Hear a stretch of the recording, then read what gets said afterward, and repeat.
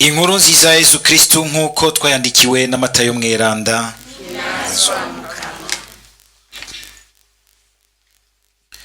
Mu buca bw'umunsi wa mbere w'indwi, Mariya Magdalena n'uwundi Mariya bamaze kubonekerwa n'umumarayika, baca bava n'ingoga kumva, bajana ubwoba buvanze n'ugweze rwinshi, biruka gushikiriza inkuru abigishwa.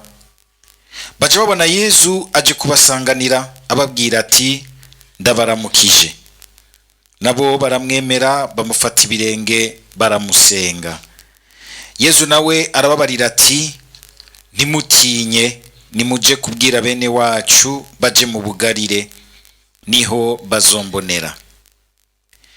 Bakiri mu nzira, bamwe bo mu barinzi baje mu gisagara babwira abakuru b'abasaserdoti ivyari vyabaye vyose.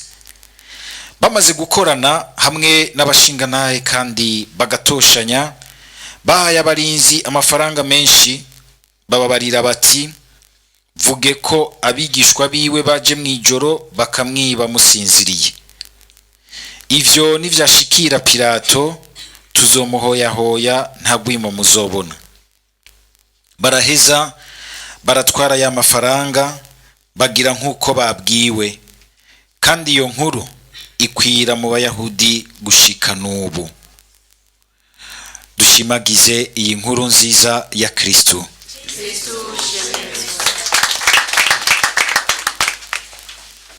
Twaraye duhimbaje umunsi mukuru wa Pasika, nogira nti uw'Imana wa Pasika ko ku munsi w'Imana nyene, kandi ngira ngo mweho mukunze gukurikira inyigisho cyane kusamiriza muramaze kubitahura yuko ni nawo munsi wa mbere ku bakristo. Atari uko utonze imbere mugabo kubera yuko ufise insiguro ya mbere, insiguro iheta insiguro z'iyindi minsi yose. Nogira nti umunsi mbere uvyara ugahezagira iyindi minsi yose y'ubuzima. Niko ku birangaminsi vy'abakristo iyo batabisamaye ko niwo munsi utonda imbere. Umunsi wa mbere bujya kuba Kristo si ku wa mbere, n'umunsi wo mukama.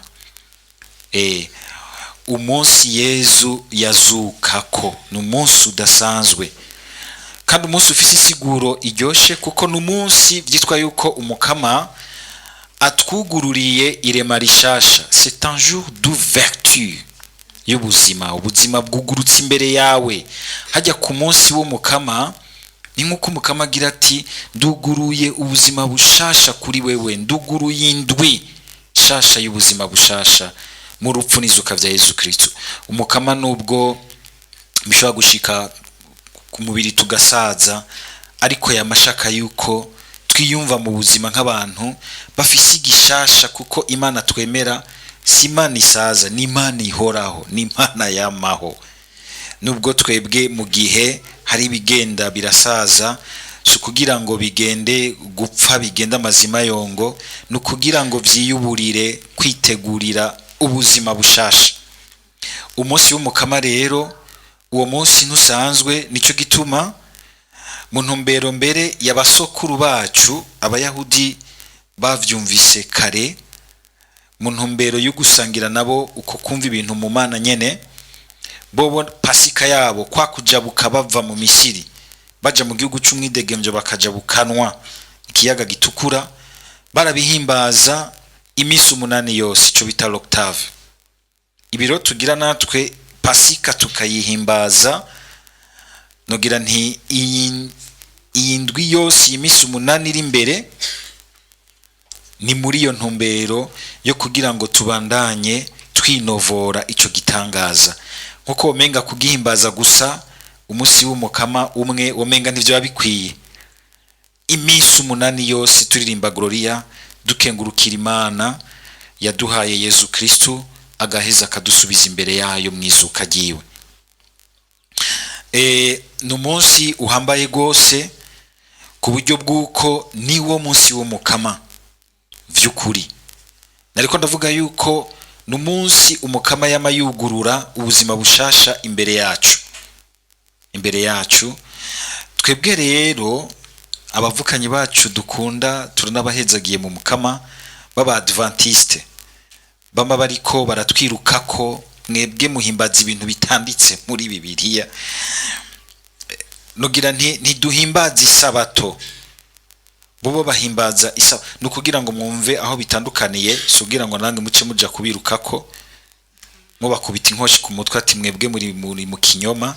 Oya, kugira ngo muhimbaze ikintu cyanyu mwumva neza ingene cyitwa ingene kisobanuye, abandi nabo mukama umwe wese arazaramuha umuco wiwe uko bishatse. Mugabo kumwe Petero abigira ati mwambe mwiteguriye gusigurira abandi neza ukwemera kwanyu, ukwizigira kwanyu. Bo bahimbaza ico twita isabato. Hamwe mukama yasozera irema, ugusozera kugara irema. Twebwe ni dusozera ukugara irema, ahubwo duhimbaza ukugurura irema rishasha. Ayo majambo abiri muri ngene natandukanye. Bahimbaza igahimana yasozera igikorwa ihejeje cyambere, ariko nticari gisozerewe gose kuko byaragaragaye yuko kirimwe amagara make igicumuro cahavuyemwo cinjira. Twebwe rero nogira nti mbere mu guhimbaza umunsi w'umukama harimwo kwakira iryo rema ry'Imana, ariko rishizwe ku rundi rugero rushasha kuko Imana idatsindwa. Na hari kibi igarukana bishasha kugira ngo yugurure ubuzima bushasha abantu. Tubwugururirwa muri Yesu Kristo, tubwugururirwa muri Yesu Kristo. Kuko mbere nari rya rema rya mbere Imana yirema mu bubasha bw'ijambo ryayo. Jambo w'Imana nawe turamuzi ninde? Ni Yesu Kristo. Niwe ngo ibihe bigeze Imana muri we yashitse hano ku isi mu rupfu n'izuka vyiwe ikagira irema rishasha. Ivyo rero tubitahuzwa na mutima kugira ngo nitubandanye tubaho mu kwemera gusa, kugarukira mu gutahura kubwuzure bwa mbere, kubwuzure bwa mbere. Oya, tugatahura ahubwo nogira nti mwiranguka ry'ubwo bwuzure kuko burangukira muri Yesu Kristo. Ico gituma kuri twebwe Yesu Kristo ni ntasubirizwa. Nta ushobora vy'ukuri gushika mu gutahura kwa data, mu gutahura kw'Imana, mu gutahura kudushikana kwa data atabirabiye muri Yesu Kristo. Bijya byose byo mu bwuzure bwa mbere guhera hariya mu karongo ka mbere ko mu gitabo c'Amamuko, byose urupfunguruzo kubitahura neza ni Yesu Kristo. Ni hamwe mbere aza imbere y'Abayahudi akababwira ati ivyanditswe uyu munsi byarangutse imbere yanyu. Bagaca batamara ati kajya gasore ko kwa Yosefu wa mubaji nikiyemera ngo gasigaze. Rimwe akababwira ati na Musa mukunze kwitwaza Ibrahimu batarabaho nariho. Yapo wewe ntari imyaka 50 gira. Yivumva ufise 50 nk'iya Patiri Bireya twofuye tuvyemera. Ntari imyaka 50 uragira. Muga akababwira ati batarabaho nariho. Nukuvuga abarikora abanyegurura gatonyi ingene naho yambaye umubiri w'umuntu ntiyatakaje ubumana bwiwe. Ni kinyegezwa cama kigora n'abahinga mu vy'Imana ingene muri Yesu Kristo umuntu umwe ivy'Imana ivy'ubumana bwiwe bihana n'ubumuntu bwiwe. Kagira igihe gaho ukabona yuko ari umuntu abushitse akababara agakoma induru ku musaraba agatabaza siwe ati wamebeshejwe niki. Hamwe twese dushika ukumva umenga wabare buragukaranze gushikaho mbere bamwe naberanda byaragiye birabashikira bakageraho batuka umunsi bavukiyeko.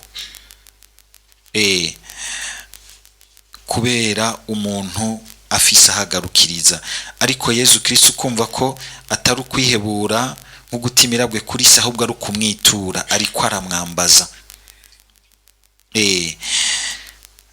Ubu muntu bwiwe ingene bunywanye n'ubumana bwiwe. Kagira igihe ukamenga mu muntu bwiwe arababaye gose, ariko kandi akabiserukamo nk'Imana. Cyo gituma sinzi ko mwumvise Yohana akunda kutuzirikanisha gose kubinyegezwa ku majambo y'Imana. Yohana uko tuyagira inkuru nziza ntayitubwira nk'uriko aragira reportage kumwe ba Salvatore na Basiro bayigira kuri tele amafe gusa lefe oya arayinterpreta akayashiramwo ugutahura uko mutima yanaritahuje abatumwa ba mbere, imiryango ya mbere y'abakristo. Ariko aratwereka Yezu muribuka kwa gatanu mweranda muri ca gisomwa cyo gupfa kwiwe ari imbere ya Pilato. Hajya bagomba kutwereka n'umuntu ariko kandi n'Imana. Pilato ukabona hagaze imbere yiwe akamubazagiza ibibazo, Yezu abagaca hagaruka agira ati ahubwo reka agenda kubaza, nije nkwiye kukubaza. Akamubaza ivyo ni uvyibwiye canke nivyo wumva abantu bamvuga ko ibaza umuntu aboshwe ari imbere y'umuntu amukira urubanza, nawe agaca mubaza. Iyo muri ko murabisoma bisoma gute? Kimenya cyo kumwereka ati Imana yaguhaye akaryo ungire kubasha mugabo ubwami bwanje subwaha kwisi. Igapirata gaca atangara ngo abo ngo none gabugira umwami, abona umuntu aboshwe yakiriwe ko amati uri umwami. Yesu agatangura kumusigurira ibintu akaba kiproko. Yari yiteze kubona umwami umuntu afise ingabo. Murazi yuko na Petero yagombye kumugwanira hagutumbera kwizosi kubera ubwo bagafata ugutwi, uko gutwi yagufashe akagusubiza. Mwibaza abantu baje umwe mu bawe akamuca ugutwi nawe gacufata ukakumusa kandi ugaca gufata neza na byose bikamera nko kumenga na cabaye. Ikindi yumvira none abo bantu bari baje kumufata ubwo barabandanije uko nyene. Nk'uyo muntu yasubije ugutwi yabandanije muri babandi baje kumufata. Gira ngo yagize ati basi kubera ubwoba ati nibave banjaniranya mugabo je barangiriye akantu kabisa. Gira ngo yaciye avamwe aragenda. Naho ijambo ry'Imana ribitabitubwiye. Akerekana yuko imbere y'ibintu n'umuntu arababara mugabo kandi n'Imana. Kabona aganyira bigishwa biwe ati mugumane nanje mfise amaganya nk'ay'umuntu agira apfe. Aho hantu twese tuzohaca. Sinzi ko mugisaba inema yo kugenda neza. Yaba vyari bikunda tukamenya nk'abantu bamenya amasaha ya nyuma ya papa. Ahantu harakomeye. Cyo gituma kuza turamenyera kwihangana mu bigoye biriko biradutegura ni entraînement nta kibera ubusa mu buzima. Hariho umuntu uzubona nakavunja kamuriya cahamagara amakungu yose Facebook yose bimenye ni mu mpoze. Nihagera hamwe nyene ibishetani bizukuruka yaza burivuga ngo nkikijwe n'ibibwa ngo n'ibintu by'ibikoko mugabo agahamagara Imana. Abantu boramwiyumviye. Twaraciye mu kubara kwa Yezu tukabona umenga ni ibintu tuguma gusa natwe tujondami ku mutwe tumugirira ibisantima yo vraiment tu souffres. Ahubwo kanga ukurabe nawe uzoca tangura kwitegura hazoza umunsi sugira ngo tugire ubwoba mugabo no kugira ngo tube babandi bavuga mu gifaransa ngo un homme averti en vaut mille même. Haje ikintu iyo kizi ukakimenya neza biroroha n'ingene ucakira n'ingene ukibamo. Sico kimwe n'umuntu atakizi. Yesu kabona fise ubwoba gumana nanje akabira kijya cuya c'amaraso kitwereka ingene ibintu vyose imbere y'amaraso bazomusesera kuko bariko baramugira ko violence idasanzwe. We deja yamaze gutangura kuyasesa mutima we ku buryo binasokoroka no mucuya kimuvuyemo abibamwo bitaranabo. Ariko kazubona akantu k'Imana karagarutse ngo marayika je akamuremesha agaca babwira ati yariko arabaganyira ati nimuhaguruke tugende guhura n'uje kumfata ari ngaho imbere. Muronderande abaje ati muronderane ngo bagasogeza inyuma bakagwa. Kimenya cyo kubereka ati simwe mumfashe kubera umenga mwari mumfise ko autorité ni jewe ndabihaye kugira ndabarutse uburozi bwanyu bw'ubukozi bw'ikibi. Mbere ubukozi bw'ikibi bushobora kwinyegeza no mu vy'Imana. abantu uyu munsi dukora ubukozi bw'ikibi tubusiza akaverni k'ivy'Imana, ibikorane, ibisabisho, amasengesho, amashapure, imisa, amaruwanje, mugabo uzuti hari hidiri ndiko idahezagirwa n'Imana. Ivyo nivyo Yesu yapfuye azira kugira ngo abiturutse. Turuvise rero ibintu bene ibyo kugira ngo umuntu atahure yinjire muri cyo kinyegezwa cy'ukungene ubumana bwa Yesu bukorana n'uwo muntu bwiwe mu muntu umwe ngaho, kandi ugashobora kumva muti uyu muntu yari urupfunguruzo ruhawe ukugururirwa ubuzima budahera zina kiremwa cyose, muri we habaye irema rishasha. Ivyo nta muntu ashobora kuvyiha atabihawe na mutima w'Imana. Ushima mbere Yesu umenga duhuye umunsi umwe no mutwenga azutse aja kwirabira babagenzi biwe. Yo nari kugenda nagiye kubanza kuraba bya bisaserdoti by'ubwanwa bwinshi byaje inama bimwe byo muri Sanedre, nkabanza nkakorokera mu nama yavyo biri hamwe, naje mu mpongira he reka rero buro subira mu pango muti kora umuti turaba nazutse siko twogize twebwe iraho uzirawe waronsaga promotion tugendera hasi kubura heje mbe mwabonye tutangura kuba umuntu atanga amategeko donner des ordres, mugabo suko yabigize nabajya abasirikare. Yesu ni Imana, aho noca numva Yesu aryoheye. Nabajya abasirikare bari bamucunze barabonye ibimenyetso, kibuye kiriyugurura nange kabarinje bararunguruka, ntibabone ikintu na kimwe basubire. Mugabo ntibashoboye kumubona kuko iyo bamubona bari kugwa igihumura bakaraba. Nta numwe ashaka gutera ubwoba Yesu,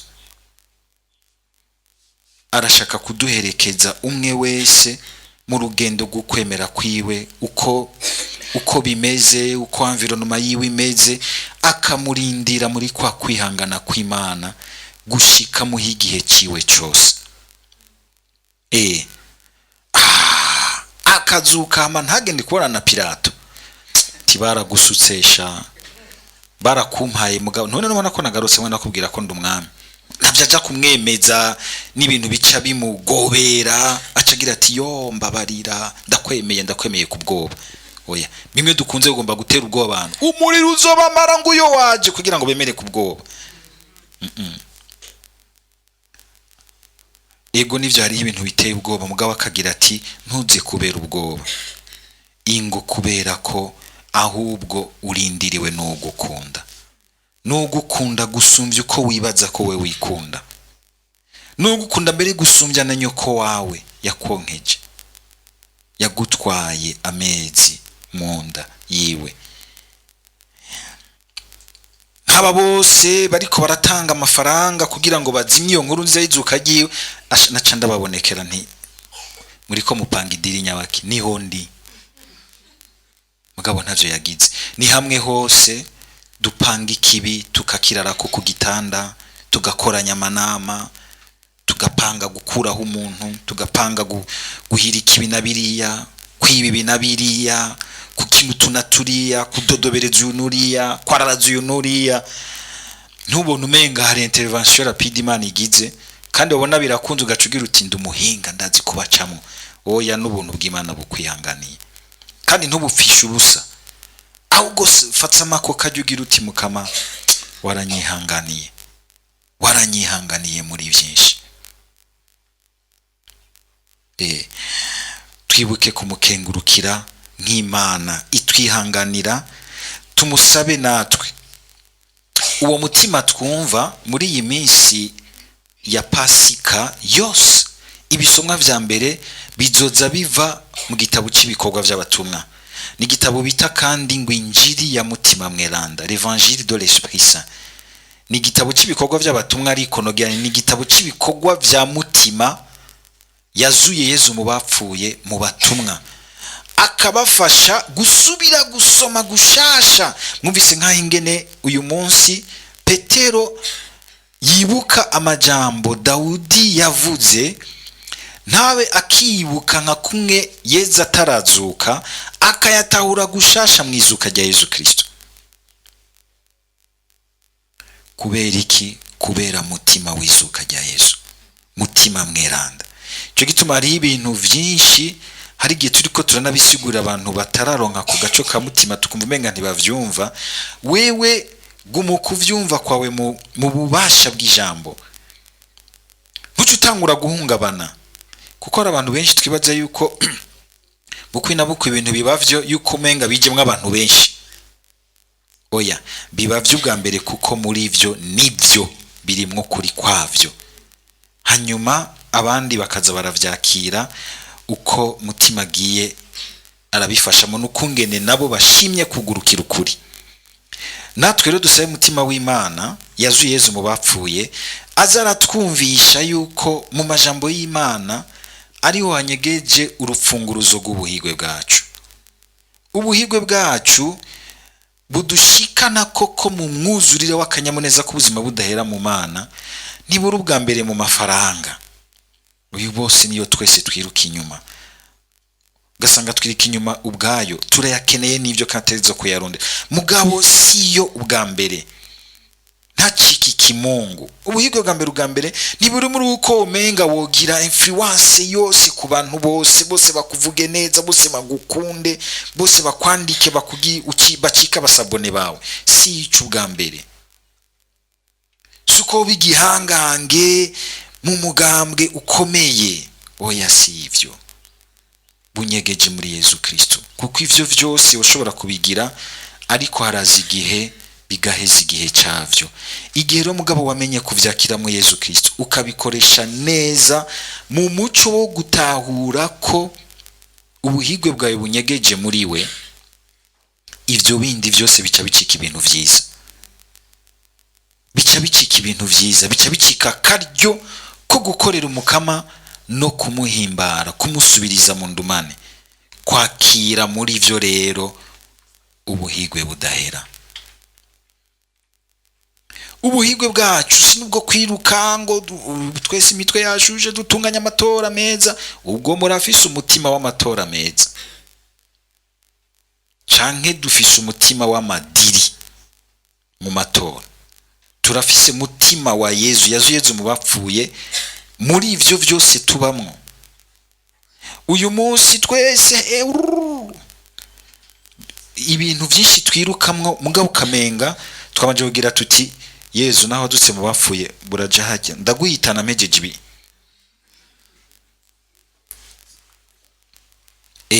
Ico kintu rero kirahambaye. Dusubire dusome ubuzima bwacu bwose, amajambo y'Imana yose muri ubwo bubasha bwa mutima, abandanya twereka ati harya hantu haranyegeje, hariho promesse y'ubuhigwe budahera yarangutse ku bwawe mu gupfa no mu kuzuka vya Yezu Kristo.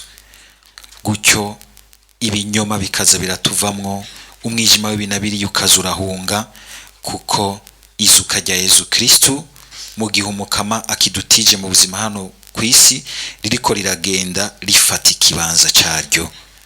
Amen.